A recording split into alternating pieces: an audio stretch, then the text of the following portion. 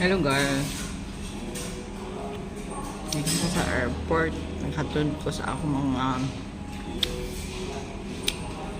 bisita. Konsul, mga kumangkon. Kaya nagutom naman ko. Nibalik na ko po uli na. Gutom naman ko. Kaon ako diri sa Tipunan sa my third. Kay Papa P. Akong uyab.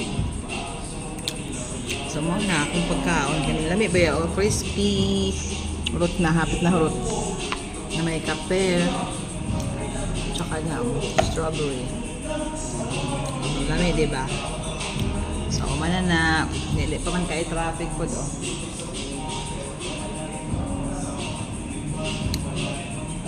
Kasi yun guys, maaga ako kanina kasi matraffic doon sa may Litex. Pero dito sa may papunta na ng airport from Katipunan, hindi siya matraffic. Tapos pagbalik ko naman, hindi rin siya matraffic. So tuloy-tuloy lang yung aking biyahe. Tapos inabot ako ng gutom dito, kaya pumunta ako kay Papa P. Pumunta ako kay Papa P. Diba? So umala na guys. Lami sa biya dali. Actually, permi man ko din himag kanang drive-thru. Kaya mo pa uli ko inig kagabi. Then ako ipasalubong sa akong mga anakis. Mga ni Katipunan Avenue. Doon sa unahan gamay, diha na nag-check-in sila Manampina o iyang mga apo, iyang anak. So, ayan. Doon ra gyud.